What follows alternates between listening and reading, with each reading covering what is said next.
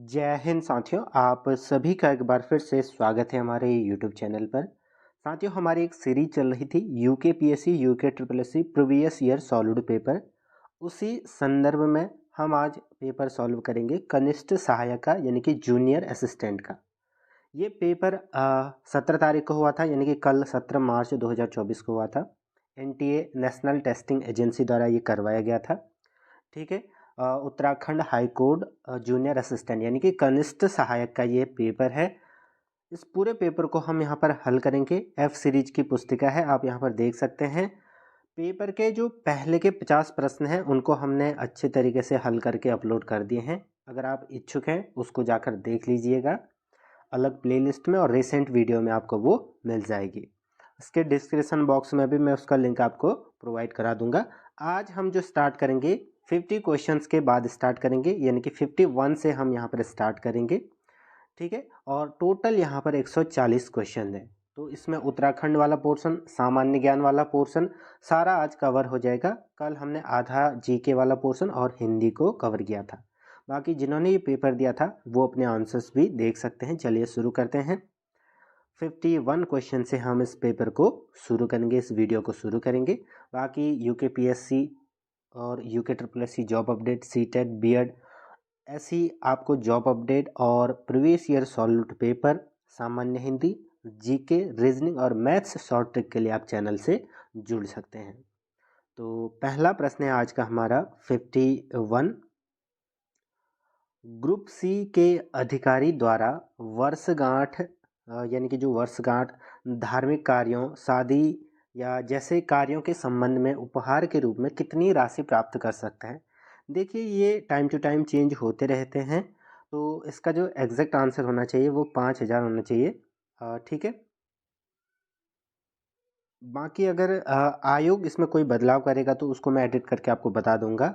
As of now 5,000 ही इसका appropriate answer होना चाहिए, क्योंकि जो सिविल सर्विसेज या ग्रुप ए बी में ये थोड़ी सी 10-15 हज़ार हो जाता है। बाकी ग्रुप सी के जो अधिकारी हैं उनमें 5,000 का प्रावधान है। पहले हालांकि ये जो है कम था इससे भी, लेकिन कुछ रिफॉर्म्स के बाद ये फिर बढ़ा था। ठीक है। यानी कि इसका मतलब क्या हुआ कि इतने अमाउंट आप राशि उपहार के रूप में ले सकते हैं। ठीक है। अगला प्रश्न है हमारा, सीसीएस आचरण नियम किस पर लागू नहीं होते हैं, यानी कि to whom is CCS conduct rules not applicable. डाक विभाग के अतिरिक्त विभागीय एजेंट, यानी कि extra departmental agents of the postal department, सरकार द्वारा नियुक्त समितियों, आयोग के सदस्यों, गैर संवैधानिक विभागीय कैंटीन के कर्मचारी, संघ के मामलों के संबंध में नियुक्त व्यक्ति। तो इसका सही उत्तर है हमारा डाक विभाग के जो अतिरिक्त विभागीय एजेंट होते हैं, जो extra departmental agent of the post department, वो इसका सही उत्तर हो जाएगा। इन पर ये नियम लागू नहीं होते हैं। अगला हमारा प्रश्न है, नीचे दो कथन दिए गए हैं, यानी कि दो कथन दिए गए हैं, स्टेटमेंट 1, स्टेटमेंट 2, कथन 1, कथन 2। हमें इन कथनों को पढ़ने के बाद यहाँ पर 4 ऑप्शंस में से जो सटीक उत्तर है उसको चुनना है। अब देखिए, पहला क्या है, अटॉर्नी जनरल एक संवैधानिक पद है। बिल्कुल, ये क्या है, कॉन्स्टिट्यूशनल पोस्ट है, संवैधानिक पद है। भारत के राष्ट्रपति द्वारा नियुक्त किया जाता है। बिल्कुल सही, क्योंकि ये भारत के जो राष्ट्रपति हैं उनके द्वारा ही नियुक्त किया जाता है। तो पहला स्टेटमेंट तो बिल्कुल सही है। अब दूसरा पढ़ लेते हैं। ठीक है। सॉलिसिटर जनरल एक वैधानिक पद है और इसे भारत के उपराष्ट्रपति द्वारा नियुक्त किया जाता है। देखिए, ये जो सेकंड कथन है ये क्या हो जाएगा, ये गलत हो जाएगा। ठीक है। इसको भी कौन नियुक्त करते हैं, जो प्रधानमंत्री की कमेटी बनती है, हमारा मंत्रिमंडल बनता है, वो सिफारिश करती है और उसी के बेसिस पर जो नियुक्त करता है वो आपका करता है प्रेसिडेंट। यानी कि ऑफिशियली कौन, हाँ, नियुक्त करता है इसको भी, ऑफिशियली इसको भी प्रेसिडेंट नियुक्त करता है। इसका ध्यान रखना, आर्टिकल 76 के तहत। ठीक है। ठीक है। तो आर्टिकल 76 के तहत आपका अटॉर्नी जनरल जो है उसको नियुक्त किया जाता है।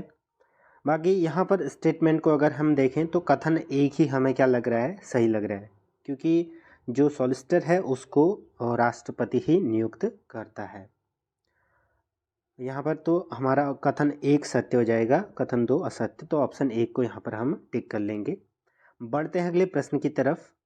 केंद्रीय लोक सूचना अधिकारी का निर्णय प्राप्त होने के कितने दिनों के भीतर क्या कोई पीड़ित व्यक्ति प्रथम अपील दायर कर सकता है?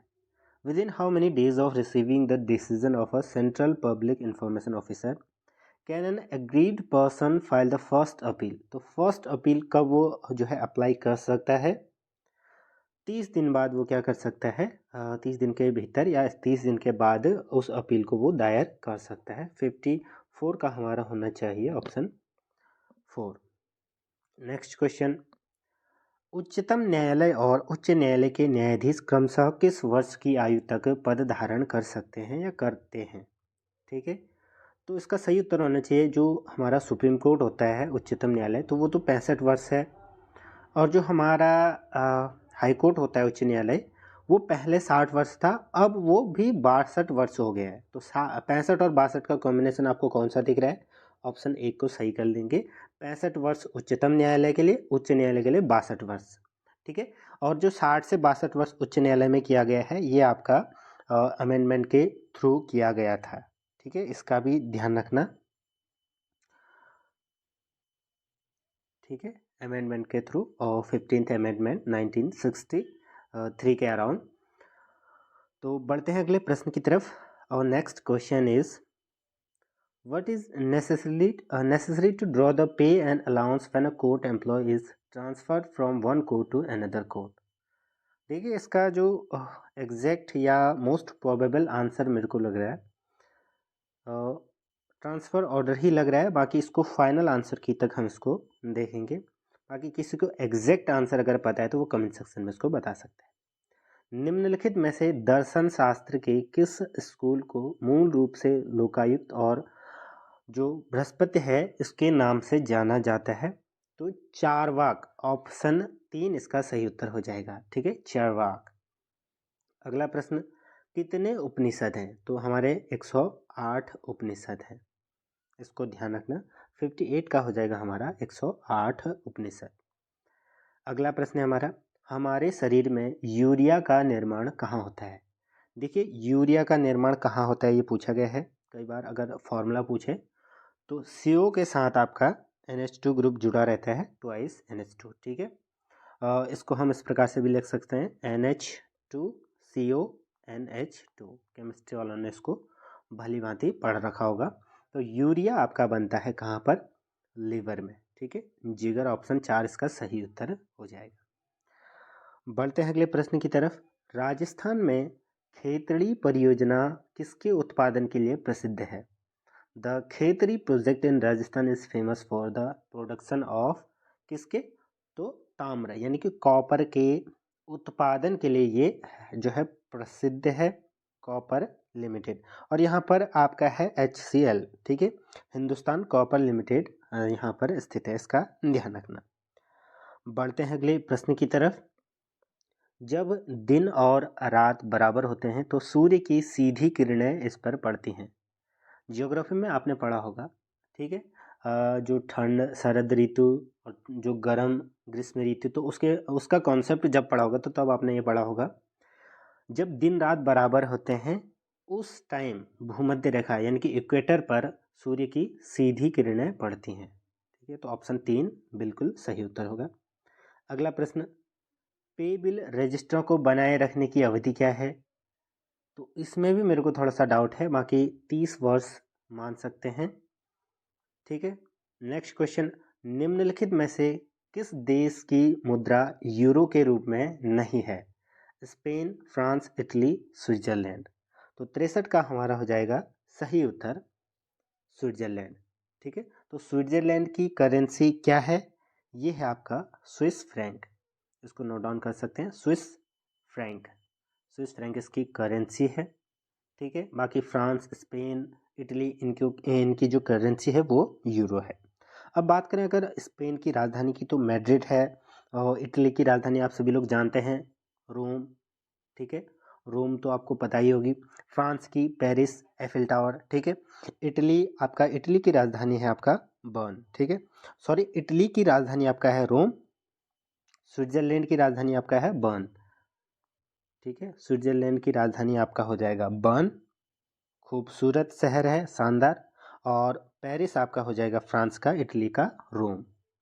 नेक्स्ट क्वेश्चन है हमारा, निम्नलिखित में से भारत का कौन सा समुद्री खाद्य निर्यातक बंदरगाह डॉलर मूल्य के पद में शीर्ष था? Which among the following is the top sea food exporting port of India in terms of dollar value? Visakhapatnam इसका सही उत्तर होना चाहिए। ठीक है, नेक्स्ट क्वेश्चन, निम्नलिखित में से किस संवैधानिक संशोधन द्वारा शिक्षा के अधिकार को मौलिक अधिकार बनाया गया था? 65 वेरी इंपॉर्टेंट क्वेश्चन है। ठीक है, 86 जो अमेंडमेंट हुआ था हमारा, उसके तहत, ठीक है, फंडामेंटल राइट बनाया गया था, राइट टू एजुकेशन को। नेक्स्ट क्वेश्चन है हमारा, EWS आरक्षण लागू करने के लिए निम्नलिखित में से कौन सा मानदंड गलत है, यानी कि कौन सा क्राइटेरिया इनकरेक्ट है, ये पूछा गया है। परिवार की वार्षिक आयु 8 लाख से कम होनी चाहिए, बिल्कुल सही, ये इसमें मानदंड है। आवासीय फ्लैट 1000 वर्ग फुट से कम होना चाहिए, ये भी सही है। परिवार के पास 10 एकड़ से अधिक कृषि भूमि नहीं होनी चाहिए। तो यहाँ पर था आपका 5 एकड़ का क्राइटेरिया दिया गया है। ठीक है, 5 एकड़ इसका सही उत्तर हो जाएगा। तो ऑप्शन 3 इसका सही उत्तर हो जाएगा। बाकी नेक्स्ट, नीचे 2 कथन दिए गए हैं, वही स्टेटमेंट वाला क्वेश्चन आ गया। पहला स्टेटमेंट है, भारत में 8 केंद्र शासित प्रदेश हैं जिनमें से केवल 3 में विधानसभाएं हैं। तो पहला स्टेटमेंट तो सही हो जाएगा, क्योंकि 8 केंद्र शासित प्रदेश हैं जिनमें से 3 विधानसभाएं हैं, जहां पर ठीक है, 3 के पास विधानसभाएं हैं। ठीक है, दूसरा कथन क्या कहते हैं, 5 केंद्र शासित प्रदेश ऐसे हैं जिनकी लोकसभा में एक एक सीट है। तो दोनों कथन यहाँ पर सही हो जाएंगे, दोनों कथन वाला आपका आंसर आ रहा होगा। कथन 1 और 2 दोनों सत्य हैं, तो 3 इसका सही उत्तर हो जाएगा। ठीक है, 68 का 3 इसका सही उत्तर हो जाएगा। अगला प्रश्न, LTC का लाभ उठाने के लिए एक सरकारी कर्मचारी अपना गृहनगर बदल सकता है, तो अपनी जो संपूर्ण सेवा काल में एक बार। नेक्स्ट क्वेश्चन, इस उद्देश्य के लिए आंतरिक शिकायत समिति का गठन किया गया है। ठीक है, जो इंटरनल आपका कंप्लेंट्स कमेटी होती है, वो आपका मेनली होती है कामकाजी महिलाओं के यौन उत्पीड़न की शिकायतों की जांच करना, इसके लिए इसका गठन किया गया है। तो ऑप्शन 1 इसका सही उत्तर हो जाएगा, और ये हर विभाग में होती है। ठीक है, महिलाओं के नाम शासकों के नाम वाले सिक्के सबसे पहले किसने जारी किए थे?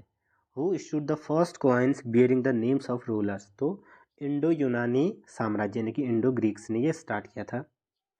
ब्रिटिश संसद का सदस्य बनने वाला पहला भारतीय कौन था? दादा भाई नौरोजी इसका सही उत्तर हो जाएगा। ठीक है, दादा भाई कौन?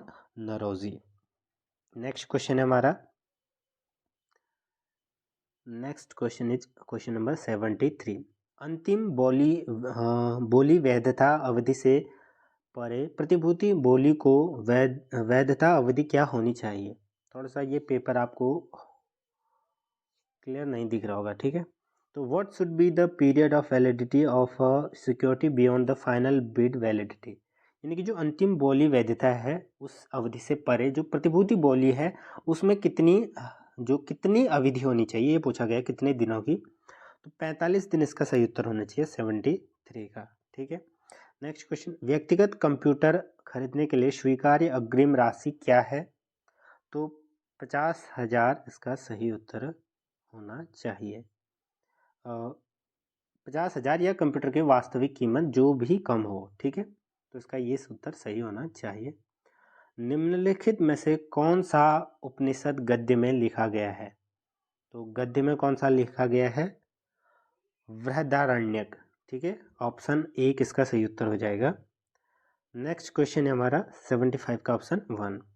वैनसांग कौन था? तो वैनसांग था आपका हर्षवर्धन के शासनकाल में एक चीनी यात्री था, यानी कि चाइनीज ट्रेवलर था ये during the rain of Harshvardhan. और इसने एक पुस्तक भी लिखी थी, कई बार पूछी जाती है। ठीक है, नोट डाउन कर सकते हैं, CU की। ठीक है, CU की एक पुस्तक लिखी थी इन्होंने, किसने? वैनसांग ने। क्वेश्चन, निम्नलिखित में से कौन सा संगीतकार वाद्य यंत्र सितार बजाने के लिए प्रसिद्ध है? तो रविशंकर इसका सही उत्तर हो जाएगा। ये क्या बजाते हैं? हमारा सितार। रविशंकर, पंडित रविशंकर। अब अगर अन्य की बात करें, ठीक है, तो अन्य भी यहाँ पर दिए गए हैं, तो कौन क्या बजाता है इसके बारे में भी बात करते हैं। जो शिव कुमार शर्मा है वो आपका बजाते हैं क्या, संतूर, ठीक है, क्या बजाते हैं, संतूर। शिव कुमार शर्मा बजाते हैं आपका संतूर। अमजद अली खां आपको दिख रहा होगा, अमजद अली खां, ये आपका बजाते हैं क्या, सरोद, ठीक है। थोड़ा सा वीणा टाइप का ही होता है सरोद, आपने देखा होगा, ठीक है, इस प्रकार से वीणा टाइप का ही ये होता है। नेक्स्ट है हमारा जो सज्जद हुसैन है, सज्जद हुसैन आपका बजाते हैं वीणा वायलन और मेनली ये मैंडोलिन बजाते हैं। ये क्या है, संगीतकार। तो इसका उत्तर क्या है, पंडित रविशंकर जो कि सितार बजाते हैं। बाकियों के बारे में भी हमने थोड़ा बहुत जान लिया। सिंधु घाटी सभ्यता का महान स्नानागार कहाँ पाया गया था, तो ये पाया गया था आपका मोहनजोदड़ो में, ठीक है, मोहनजोदड़ो में ये पाया गया था। अगला प्रश्न, ये भी थोड़ा ब्लर दिख रहा है, कथन वाला क्वेश्चन है। पहला कथन है, हिंदुस्तानी गायन संगीत की रचना का सबसे पुराना राग ध्रुपद है। तो ये बिल्कुल सही है, ठीक है, सबसे पुराना राग क्या है, ध्रुपद राग है, ठीक है। नेक्स्ट स्टेटमेंट क्या कहता है, नेक्स्ट स्टेटमेंट आपका कहता है, ठीक है, नेक्स्ट स्टेटमेंट कहता है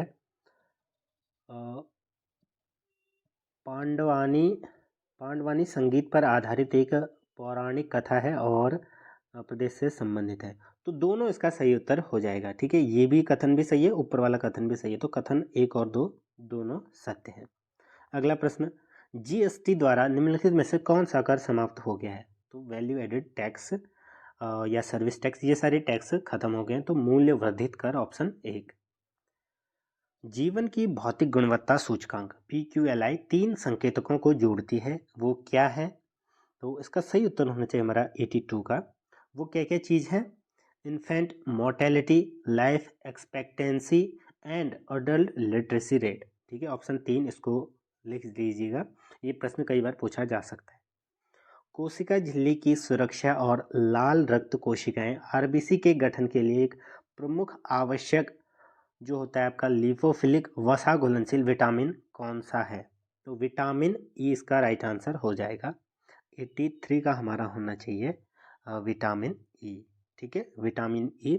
इससे क्या होता है कि ये एक क्या है, फैट सॉल्युबल विटामिन है। ये एक एक्ट करता है आपका एंटीऑक्सीडेंट की तरह।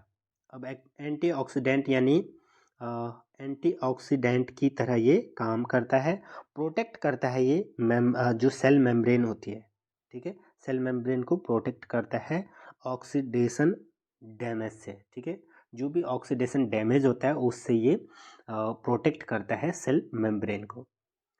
नेक्स्ट क्वेश्चन है हमारा 84, दांडी मार्च ब्रॉड फॉरवर्ड, ठीक है, दांडी मार्च आगे लाया गया, आगे लाया। तो 84 का हमारा सही उत्तर होना चाहिए, ठीक है, दांडी मार्च का सविनय अवज्ञा आंदोलन। दांडी मार्च कहाँ से स्टार्ट हुआ था, ये आपका स्टार्ट हुआ था साबरमती आश्रम से दांडी को 12 मार्च, ठीक है, 1930 में ये स्टार्ट हुआ था। उसके बाद सविनय अवज्ञा आंदोलन स्टार्ट हो गया था। नेक्स्ट क्वेश्चन, भारतीय संदर्भ में व्यावसायिक मार्गदर्शन के लिए सबसे उपयुक्त चरण क्या है। तो सेकेंडरी स्टेज होना चाहिए इसका right answer.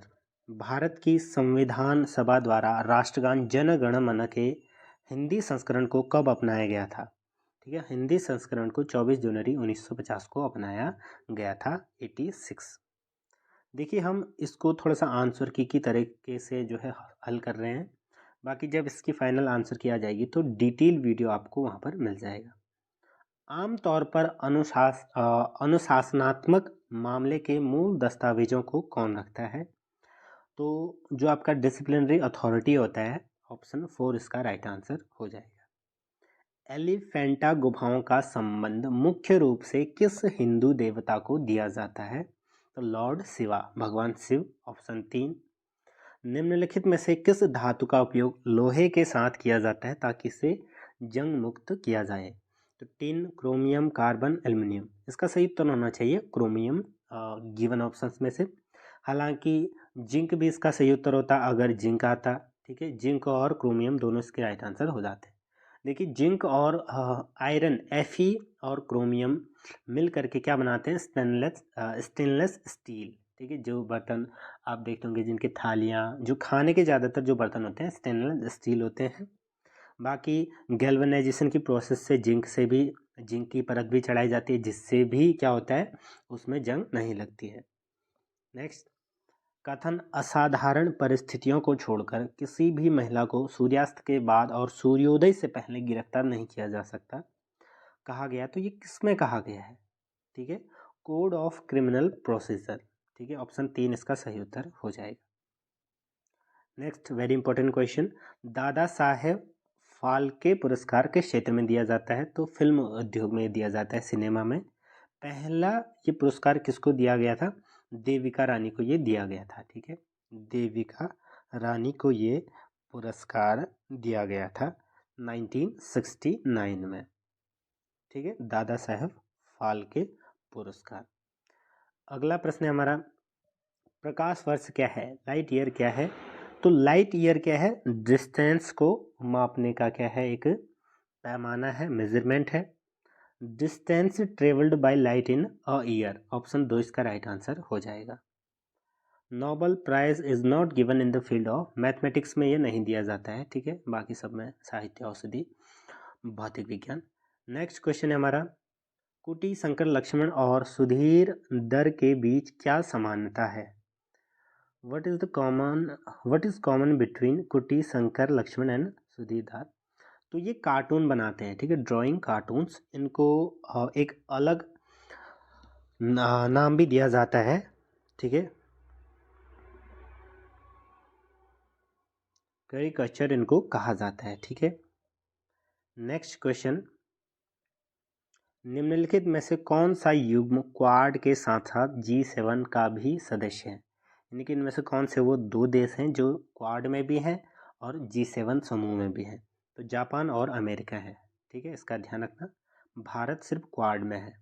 China सत्तम is a renowned Guru of dance form, Kuchipudi इसका सही उत्तर हो जाएगा, कुचिपुड़ी नृत्य, और ये आंध्रा से रिलेटेड है। ठीक है, 98 का हो जाएगा हमारा आंध्र प्रदेश। निम्नलिखित में से कौन सा भारतीय अर्थव्यवस्था की एक प्रमुख विशेषता नहीं है? तो प्रमुख विशेषता नहीं है पूछा गया है। श्रम की कम दक्षता, कम प्रति व्यक्ति आय, बेरोजगारी, ये तीनों हैं, लेकिन मजबूत जो राजकोषीय स्थिति फिलहाल नहीं दिखती। ठीक है, नेक्स्ट क्वेश्चन, NEP 2020 के अनुसार सर्व शिक्षा अभियान जो SSA था उसको नए कार्यक्रम के रूप में शामिल किया जाएगा। इसका नाम होगा तो समग्र शिक्षा स्कीम या अभियान। सूची 1 का सूची 2 से मिलान कीजिए। तो ये सूची भी मेरे को गलत लग रही है, क्योंकि इसमें जो कामेत की ऊंचाई है इसमें गलत दी गई है। ठीक है, क्योंकि वो 7000 से ऊपर की क्या है, चोटी है। नेक्स्ट क्वेश्चन, हर्बल चाय और सनबर्न क्रीम तैयार करने में निम्नलिखित में से किस फल की पत्तियों का उपयोग किया जाता है? तो इसका आंसर मेरे को लग रहा है सहतूत होना चाहिए। बाकी 3 और 2 में थोड़ा सा कन्फ्यूज़न है। 3 में मैक्सिमम उस तरफ मोस्ट प्रोबेबल आंसर की तरफ जाना चाहूँगा, क्योंकि सहतूत का काढ़ा भी बनाया जाता है। ठीक है, आपने देखा ही होगा। नेक्स्ट क्वेश्चन, भारतीय संघ में विलय के समय टिहरी राज्य का शासक कौन था? तो मानवेंद्र शाह 104 का सही उत्तर हो जाएगा। ठीक है, मानवेंद्र शाह था। अगला प्रश्न, गढ़वाल हिमालय रम्माण का धार्मिक त्यौहार और अनुष्ठान थिएटर इस जिले में हर साल मनाया जाता है। तो चमोली इसका सही उत्तर हो जाएगा। ठीक है, यूनेस्को के वर्ल्ड हेरिटेज में भी इसको शामिल किया गया था। नेक्स्ट क्वेश्चन, 1929 में किस स्थान पर महात्मा गांधी ने जो अनासक्ति योग का अनुवाद किया था? तो कौसानी बागेश्वर, ऑप्शन सी यानी कि 3 इसका सही उत्तर। निम्नलिखित में से कौन सा स्थान सिडकुल से जुड़ा नहीं है? सितारगंज, हरिद्वार, सेलाकुई जुड़े हैं, रुड़की इसका सही उत्तर हो जाएगा, ये नहीं जुड़ा है। निम्नलिखित में से कौन सा उत्तराखंड में एक बायोस्फीयर रिजर्व है? तो नंदा देवी बायोस्फीयर क्या है, रिजर्व है। किस वर्ष 108 का हमारा सही उत्तर होना चाहिए, 2।